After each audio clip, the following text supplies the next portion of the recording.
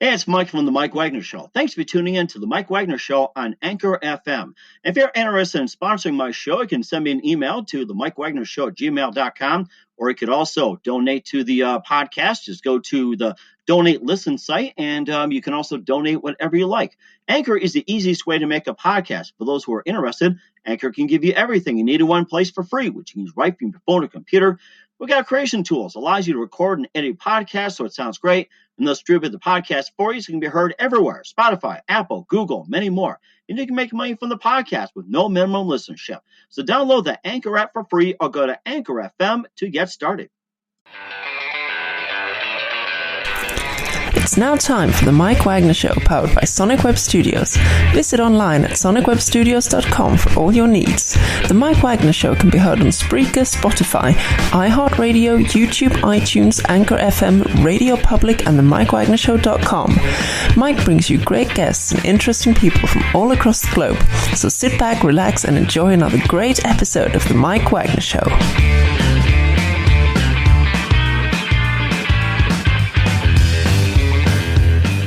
Hey everybody, it's Mike from the Mike Wagner Show, powered by Sonic Web Studios. Visit online at sonicwebstudios.com for all your needs. Looking for a professional website without breaking your budget? Sonic Web Studios is the answer.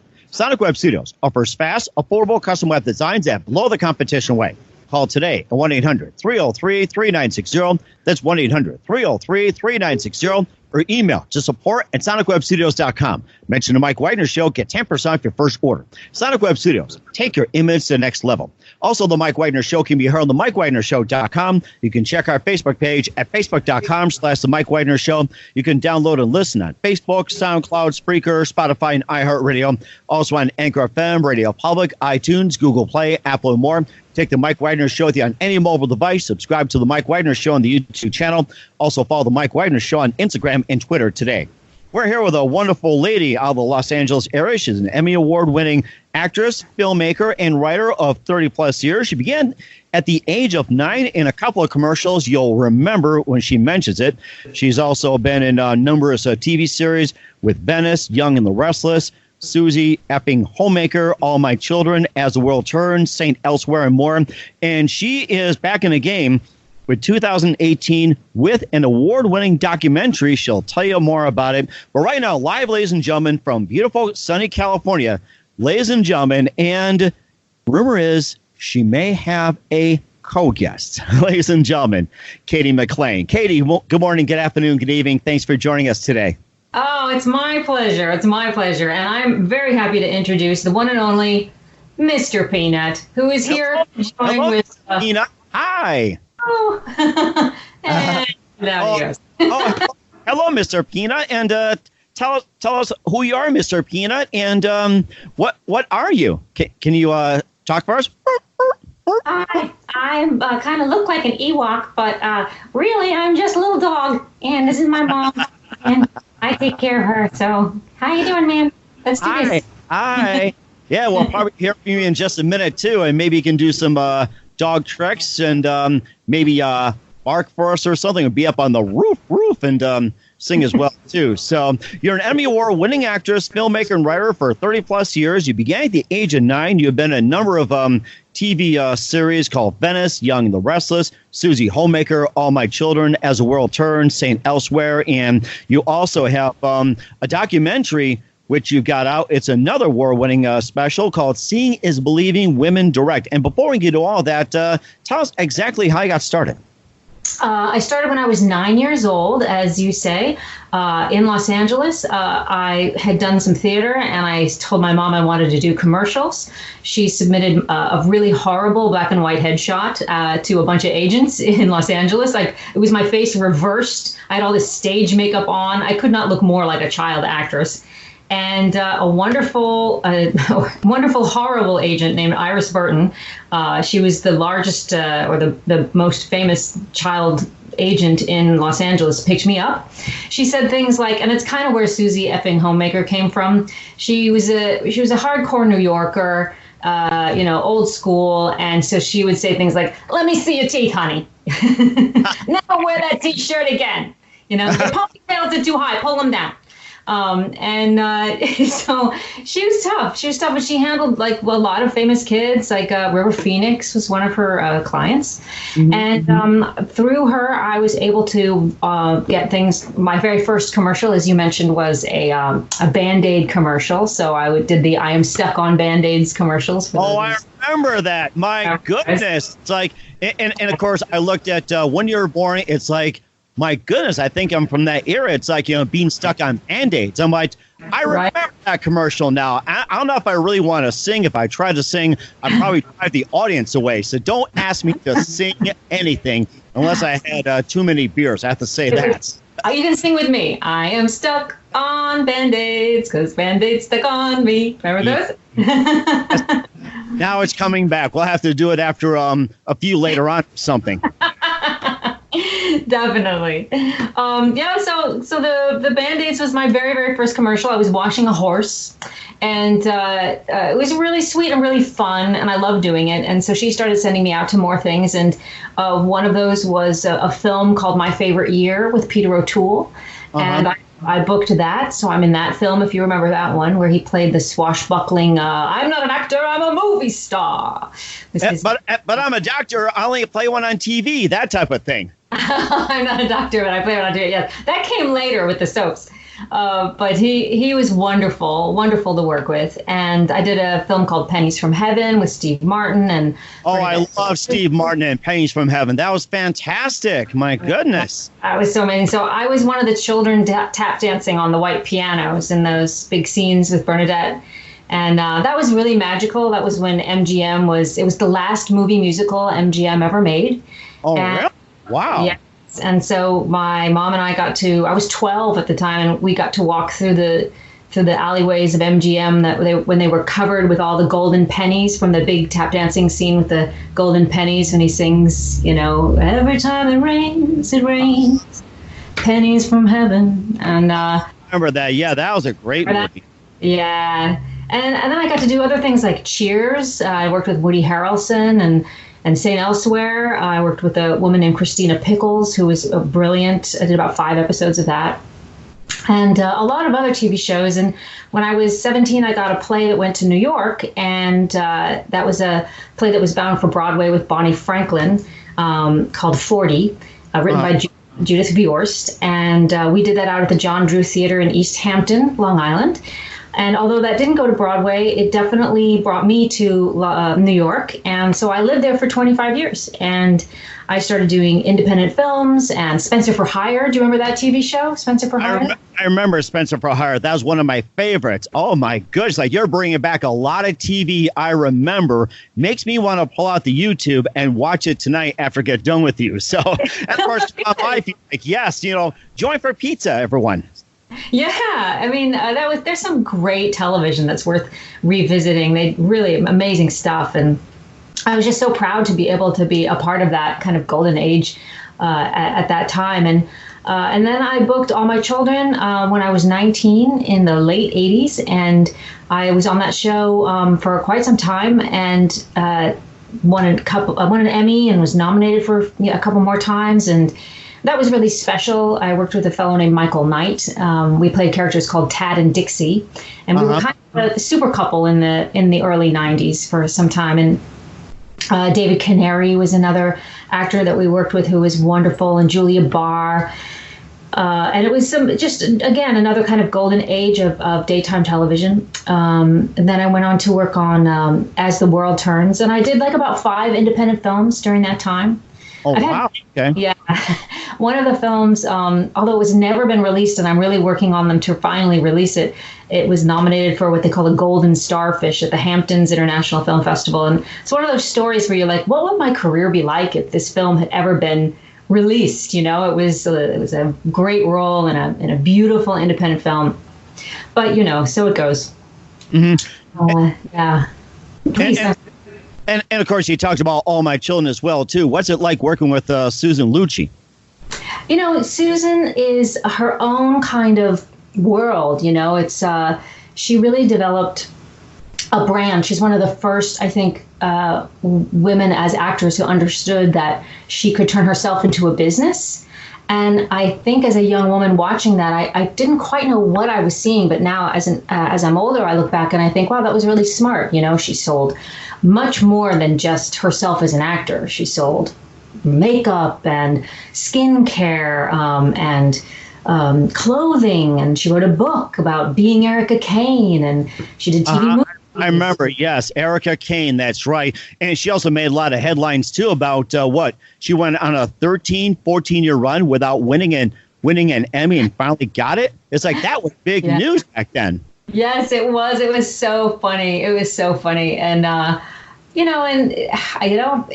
was part of her story, and it was just really interesting to watch how that could be, I guess, kind of spun into more conversation about her. And she was smart. She was a very smart lady in that way to really utilize all of that.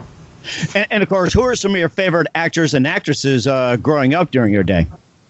Oh, you see, I was a PBS nerd. So I loved a lot of shows that came out of England, like Masterpiece Theater or good one. Do you remember that? I love that. And we, of course, always binged Nicholas Nickleby, which would come on at Christmas time with Roger Rees. It was a big 13-hour live play. And I, Claudius, which was filmed basically on a soundstage with flats, and the cameras would move around the flats.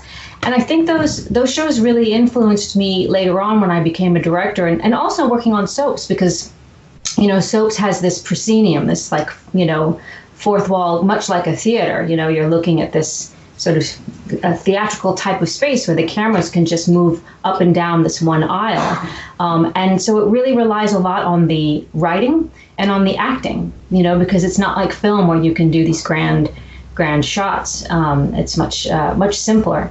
But when I watched I, Claudius, I saw how great acting could really compel an audience, and great storytelling could really compel an audience, and that made me feel great about being on the soaps when I was on them. Mm-hmm. And who are some of your favorite actors, growing up? You talked about with PBS, and which ones really stood out to you? Roger Rees, Judi Dench. I love Judi Dench. Yeah. Oh gosh. What's his name? I can't remember his name. Judi Dench is so great. Oh gosh, there's so many names. Derek Jacobi, the woman who played. They were all English actors, which is the funny thing. I always loved the English actors of that time, and one of the things that kind of became a problem when I was working in Los Angeles was because I didn't really know the famous Los Angeles movie stars. Oh my gosh. Funny. Isn't that strange? I've never really had them on my pedestal. Although I have great respect for and think she's amazing now. Looking back at Glenn Close, I mean, the work that she's done over her career is really phenomenal. The strength and the kind of woman that she has been able to portray over time, I think that it's really remarkable. And her talent is incredible. So a few. That's amazing as well, too. We'll talk about your upcoming documentary, but first, listen to The Mike Wagner Show at themikewagnershow.com, powered by Sonic Web Studios.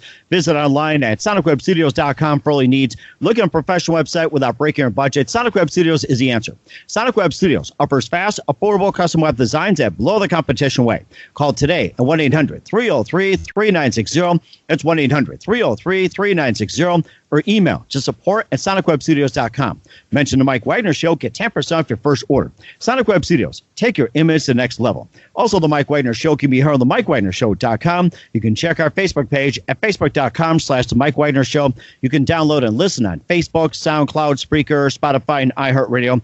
Also on Anchor FM, Radio Public, iTunes, Google Play, Apple, and more. Take The Mike Wagner Show with you on any mobile device. Subscribe to The Mike Wagner Show on the YouTube channel. Also follow The Mike Wagner Show on Instagram and Twitter today. We're here with award-winning actress Cady McClain out of Los Angeles here on The Mike Wagner Show. We talked about some of her experience going from Venice to series, Young and Restless, Susie Homemaker, All My Children, and more. And you also have a new documentary out called Seeing is Believing, Women Direct. And tell us more about that and what inspired you to do this documentary. When I finished let's see, I think when I finished Young and the Restless, I had made a couple of short films in 2014, and I finished Young and the Restless in 15. And afterwards I said, I really, really loved directing. And although I've kind of I still love acting, I really wanted to pursue something new, that I hadn't really done as much of before. I think what happened was I noticed that all these statistics started coming out about how women weren't getting hired. And I thought, it was really important to spotlight that in order to change the whole environment for women. There's sort of a saying, you can be a part of the solution or you can be a part of the problem. Right. And I just didn't want to sit around and complain about the problem. I wanted to do something about it. And I thought it just kind of occurred to me one day that the best thing I could do about the problem was to show women who were very good at what they did. Mm-hmm. So that you could see them talking about their work. I mean, it's kind of the big problem is that thus far we haven't seen women as much as we've seen men talking about their work, talking about having a vision, having an idea, and then seeing that idea through. And so that's what I wanted to do. And I wanted to show women at different stages in their career. So anyone who, of any age, woman or man, who wanted to get into this filmmaking world could find someone. And there are men that I interviewed in the film as well. They're mostly producers, but they talk about the collaborative process and about leadership and how to be on set, and the best leadership that inspires the most creativity. So my goal was to give everyone someone that they could be inspired by and get information from, and then go out and make their own work. Mm-hmm. That's really the goal. It almost sounds like you're kind of doing this as like a resource, as saying that if you want to get into this, go to this, or if you want to get into that, go into that. Here's all the information and everything else. That's what it almost sounds like. It's almost like, in a sense, it's like a resource directory in a way. In a way, but it's the creative process is, I'm sure you know, like you get the seed of an idea, and then you have to figure out, just in terms of like, how do I make a podcast? What do I need? Who else has done it? How do I reach people? How does this work? And I think for women in particular, it helps to be able to see other people who have done it, who maybe even just be one step ahead of you. That just makes such a difference. They're like, oh, where's the path? Because the path is very hard to find if you're just making it up, if you just come out of, maybe if you come out of college, but maybe if you didn't go to college, like, where's the path? And I think that's what this film has. It has 4 very diverse pathways for people to find, and then a lot of other information. I don't know if you can hear Mr. Peanut snoring, but... Are we that boring, Mr. Peanut? I mean, we're having a lively conversation. I mean, are we that boring, or are you thinking about milk bones or dog biscuits or chasing that rabbit? Were you preoccupied with all that, Mr. Peanut? I mean, come on, join us in the program here. He's just keeping it real. He's just keeping it real. He's like, look, man, I got a nap. This is really important. I mean, here's the thing, right? Like, we're in this very crazy time period, and people have asked me, like, well, is this conversation, still valid, and why is this conversation still important? Or maybe I've been asking myself that as well. And I think it's because there's 2 things that I really believe in. And one is the creativity of us as human beings, and the resilience of the human spirit. And so I think no matter what it is that's happening around us, whatever the doom and gloom and fear is, we have to have we have to keep inspiring each other. We have to keep lifting each other up. We have to keep looking at shows and things that are going to give us hope and make us remind ourselves that there's a possibility, that there is a future. So we need to keep creating however it is that we want to create. I mean, to get really interested in new ways of creating and reaching people. And I think that's what this film also is for. It's to inspire, encourage, uplift, and like you said, give people resources and tools in order to continue to create, because that's the really important thing. And I think that's really important too. And you talk about the challenges you experience, in the film, and what kind of special challenges did you face while you're working on with Venice, Young and Restless, Susie Homemaker, All My Children? Were those the same problems you're encountering, or were there much different problems back then? I think there are always two problems, right? And one is the internal problem of your own self-doubt, or your own, even your knowledge or your understanding, or then the next is who do I know? What resources do I have? Who is going to help me make this happen? And then the third sort of obstacle is always now or before the people who are stoppers, who tell you can't do this. Why are you doing that? Why are you even trying? Who do you think you are? All of that stuff. And there's only a few of them, but for whatever reason, their voice tends to be very loud and resonant once we hear it. And it stays, it sticks, all the positive, all the you can do it, all the you're the best, this is great, you changed my day, thanks for the help, boy, it makes me feel good to listen to you. All of that, it's you've got to print that out and put it on your wall, because the mind just doesn't want to seem to grip onto it. The one person who is oh, man, what are you doing? Why do you try? That just is that, I think, probably was one of the greatest obstacles. The few people who gave me a really hard time. And of course, Hollywood's changed that as well too. And compare with the Hollywood back then with the Hollywood now, especially the Me Too movement, which has really, really changed everything. And do you think the Me Too movement has changed Hollywood for the better or for the worse? Well, I can say, as someone who grew up during the 70s and 80s in Hollywood, there was a predatory nature, predatory towards children, young women. It's one of the reasons I had to get out of here. There's a certain, I say the coyotes are not just in the hills. They're walking the streets in human bodies. And there are people who are here that, like moths that gravitate to the light. So if you're a creative person, it's not just women. If you're a creative person, or if you're a young woman or man, you got to watch out for whatever you want to call them, moths, vampires, coyotes, pick a metaphor, those people who want to drain your energy and live off your light. So the Me Too movement was really important, because what was the problem was that was just expected. And there was a culture of silence around the predators, because sometimes those predators were very powerful people. And so it was just sort of understood, and you either sucked it up and laughed it off, or, you had to leave the business, because there was it was very slow to have we had these sexual harassment seminars. I remember in the 90s when they had them, people laughed. They're oh, I'm not going to that. That's ridiculous.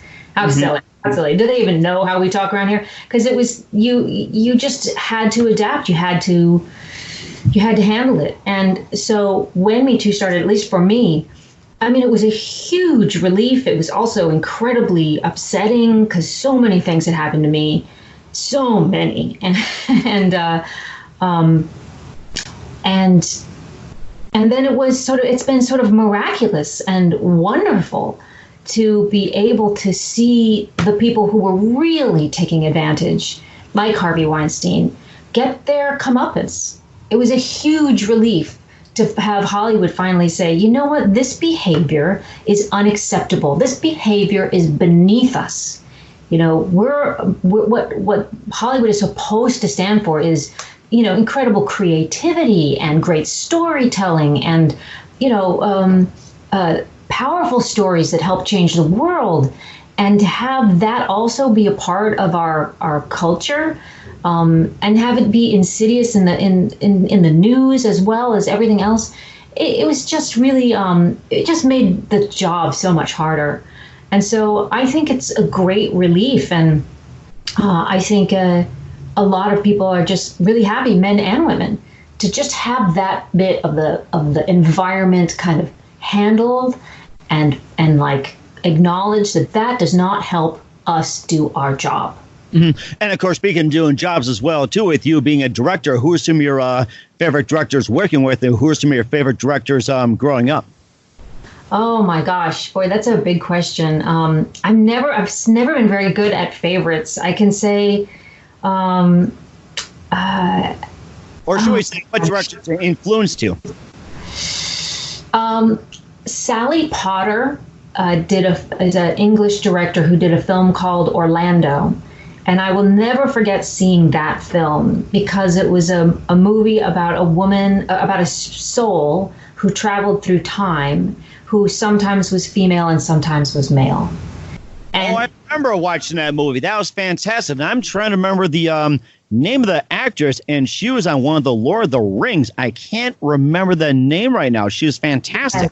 Hold on. She is still great. She's works all the time. My husband is so good with these things. Of course, I Google Orlando and it comes up Orlando, Florida. Hi, Orlando, Florida. Thanks a lot. Not want to be right now, unless you're Mickey Mouse. I know, right? Oh my gosh. Cast. Who is this great actress? Tilda Swinton. That's the name. Yeah, she's fantastic. My gosh. And I think she was in another movie before that, and she was just amazing. She is so good. And everything she does is amazing. And she's an artist, you know? I mean, she really is an artist in her approach to her work, and in the projects that she chooses. I think if she ever directed, she'd be an amazing director. She's just a very unique and interesting person. Yeah, I'm a great admirer. Uh-huh. Yeah. And of course, we'll talk about what's coming up for 2020 for you as well, too. You listen to The Mike Wagner Show at themikewagnershow.com, powered by Sonic Web Studios. Visit online at sonicwebstudios.com for all your needs. Looking for a professional website without breaking your budget? Sonic Web Studios is the answer. Sonic Web Studios offers fast, affordable custom web designs at below the competition rate. Call today at 1-800-303-3960. That's 1-800-303-3960. Or email to support@sonicwebstudios.com. Mention the Mike Wagner Show. Get 10% off your first order. Sonic Web Studios. Take your image to the next level. Also, the Mike Wagner Show can be heard on the MikeWagnerShow.com. You can check our Facebook page at Facebook.com/The Mike Wagner Show. You can download and listen on Facebook, SoundCloud, Spreaker, Spotify, and iHeartRadio. Also on Anchor FM, Radio Public, iTunes, Google Play, Apple, and more. Take the Mike Wagner Show with you on any mobile device. Subscribe to the Mike Wagner Show on the YouTube channel. Also follow the Mike Wagner Show on Instagram and Twitter today. We're here with Emmy Award-winning actress, filmmaker, and writer of over 30 years, Cady McClain, here on the Mike Wagner Show.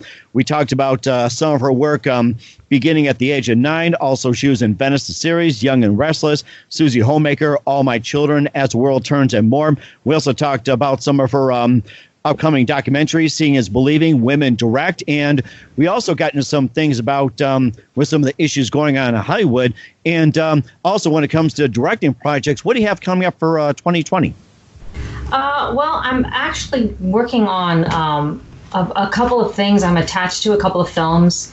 They're tough to talk about, I think, because we're not quite at that point of doing press, but I am attached to direct a couple of feature films, which is really, really exciting. And I would love to mention, too, I wrote a book called Murdering My Youth about growing up in Los Angeles. And yes, let's talk about that. But first, let's finish up the question. Then we'll talk about Murder My Youth. I'm glad you so brought that up. Yeah. So, 2020, it's a very interesting year. It's one of those years where I think you have to really reinvent yourself and look at what other projects you can create that you may not have to have other people to shoot. I am working on a podcast with interviews from all the women that I interviewed on in video. So Leslie Linka Glatter, who is the EP director of Homeland, Sarah Gavron, who directed Suffragette, and a new movie coming out called, or I think it's out now, called Rocks, out of England. Naima Ramos Chapman, who's just really incredible. She did the series called Random Acts of Flyness on HBO. And all of these women have so much to say and so much to share. So I'll probably be spending a little bit of time doing some audio editing. Maybe I'll call you for some tips. Oh, nice. Okay. And what's the name of the podcast? Hearing is Believing. Hearing is Believing. Where can we find Hearing is Believing?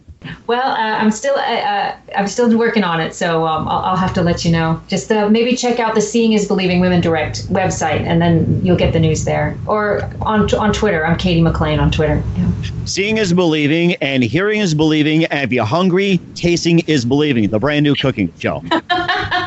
What a good idea. We should do that. I like that. Hey, anything is possible, thanks to the internet, social media, and of course with your filming projects as well, too. It seems like it's a lot easier nowadays to have it on Netflix or YouTube or Hulu or anything instead of having it the old way, like on ABC, CBS, and NBC. It seems like there's more outlets to present anyone's works, including yours.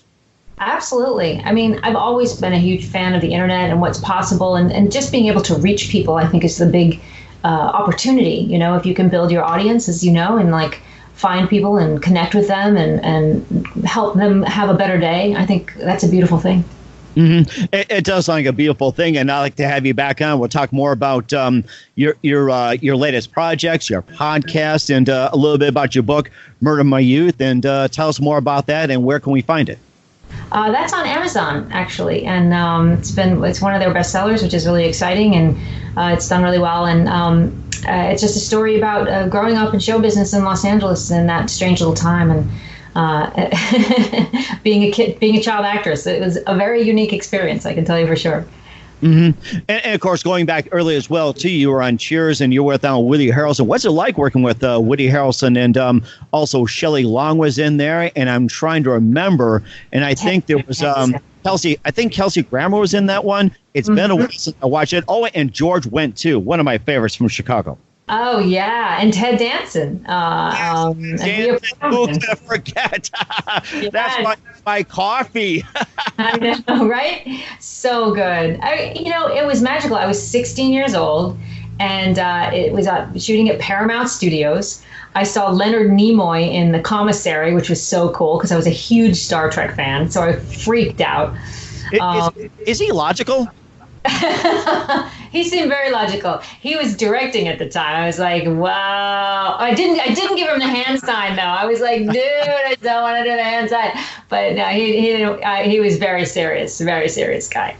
But it was amazing. I mean, what an opportunity for a young woman, to come in and do an episode of that. So I played Coach's niece. You remember there was Coach. He was like sort of the main bartender there. Mm-hmm. His niece Joyce Pantuso, and it was amazing. It was so much fun. Such nice people. Yeah, it sounds like a lot of fun in that show too, and of course makes me want to have a beer. And every time I go into Cheers, where everyone knows your name, and I still remember that song. Everyone knows your name. That's right. That's right. And of course, we talked about what's coming up in 2020 as well, too. And, just a couple of things here with Cady McClain here on the Mike Wagner Show. We'd love to have you back on again soon. You're fantastic. What do you consider the, we talked about some of the funny moments. And what would you say your funniest or most embarrassing moment you had on the screen or on TV? And it can be funny if you want. Oh, man. The most embarrassing moment was I was working with my husband. I'm married to a fellow. His name is John Lindstrom. He's an actor and a filmmaker and writer. And he and I met on the set of As the World Turns. And we were working together. And, I've been really working on this, but I do have an occasional problem with swearing. So. Oh, God. Gosh darn it.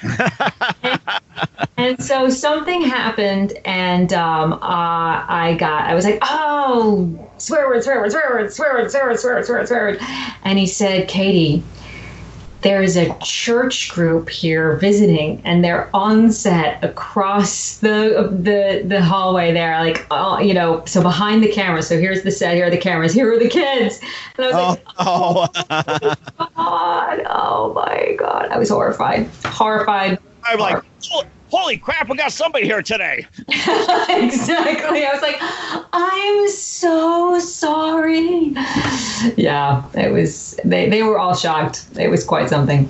At least you got to experience what's on the set too. And good thing the language did not air on TV as well too. So I'm glad they must have edited out. So yeah, definitely. The cameras were not rolling. Thank God. Oh, that's so amazing. And who do you consider your biggest influence in your career? Oh, my gosh. Oh, wow. Biggest influence in my career. I mean, the first thing that comes to mind would be my mom. She died when I was 25. Yes. And she got cancer when I was 17. And so when I was 18, I was like, you know what, let me just take care of you. I was working on an independent film, and at the time, and I thought, I have to change my career to take care of my mother. What am I going to do?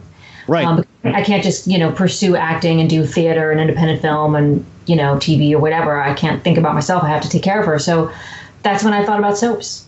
I said, soaps are like the most steady job that you can think of for an actor. And I just started to just call my agent and say, get me soap auditions. And that's how I ended up on soaps for a while. And then when she passed, the soap family had definitely become like family to me. And so I just kind of needed to stay there for the stability, for some time.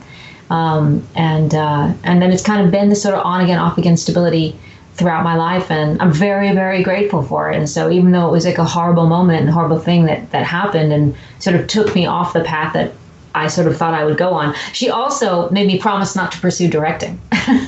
Oh, yes, but maybe you defied it. But I mean, look at the path. You're doing a really nice job of it, and looking forward to more what you got. We can talk more about it. And what's the best advice you can give to anybody at this point? I would say, don't let yourself be discouraged by circumstances. Just try to think radically about outside the box, like that, as they say. I know it's such a cliche, but to think about where you can take your idea. Maybe it isn't necessarily going to be in the way that you thought it was going to be, but pivot. That word has been so helpful to me. And then be tenacious. Ask for help. Ask people for advice. Reach out to people. Write the people that you love that have inspired you. Somebody who you might think may never write you back. Now is a great time to write them and say, "Hey, I love your work. I love what you stand for. Do you have any advice for me?" Make that connection. Reach out to people, because really, this world is made up of people, and we are here to help each other ultimately. And so that's what I would say. And reaching out to people is very, very important. I'm glad you mentioned. Once again, Cady McClain, Emmy Award-winning actress, filmmaker, writer, over 30 years on The Mike Wagner Show. She's got a new documentary, Seeing is Believing, Women Direct. Thank you very much for your time. You've been fantastic. Looking forward to having you again soon. And once again, tell us about your upcoming projects. What's your website? How do people contact you? And where can people purchase your book, Murder My Youth? And where can people check out your documentary and other works? Oh, my goodness. So Cady McClain is my name, and I always say Cady like lady with a C, C-A-D-Y, and McClain like John McClane in Die Hard.